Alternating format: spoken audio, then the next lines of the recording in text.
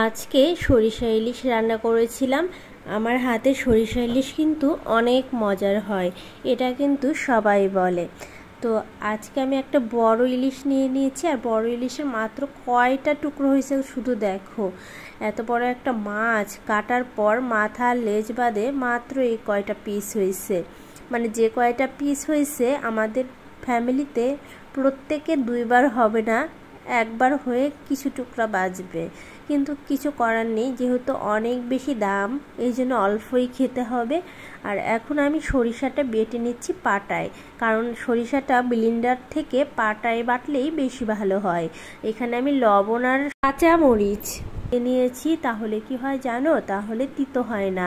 তো এই সরিষা কিন্তু হাত দিয়ে আমি ধরি নাই, কারণ আমার কাছে হাতে কাঁচামরিচের ঝাল এত লাগে বলার মতো না, সারাদিন হাত জ্বলে পড়ে যায়। এই জন্য চামচ দিয়েই নিয়েছি, হালকা একটু হাত দিয়ে পাটাটা ধুয়ে দিয়েছিলাম। আর কড়াইতে সরিষার তেল গরম করতে দিয়েছি, আর এখন তেল গরম হলেই এর ভেতর কাঁচা লঙ্কা আর কালিজিরা ফোড়ন দিয়ে দিব।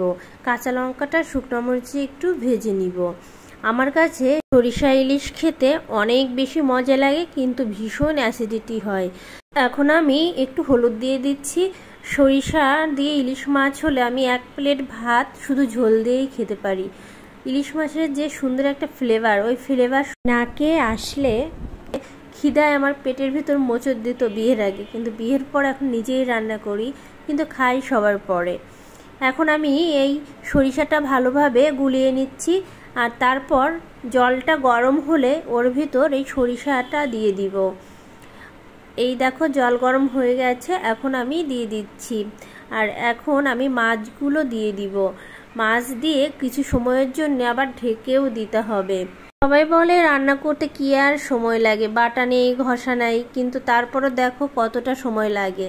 এখন আমি একটা একটা করে মাছ আস্তে আস্তে করে দিয়ে দিচ্ছি, কারণ মাছগুলো তো এমনিতেই অনেক বেশি নরম হয়, যার জন্যে আস্তে আস্তে দিয়ে কিছু সময় জাল দিতে হবে। আর অবশ্যই বেশি সময় জাল দিবে না, তাহলে কিন্তু ইলিশ মাছ ভেঙে যাবে। আর এত টাকার মাছ যদি ভেঙে যায় তাহলে তো বোঝোই জামাই কত কথা শোনাবে।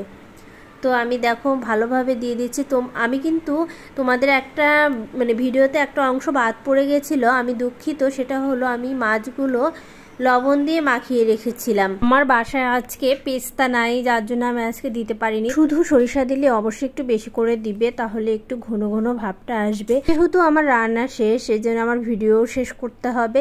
তো আমার ভিডিওটা আজকের মতো এখানেই শেষ করতেছি। Tata, bye bye.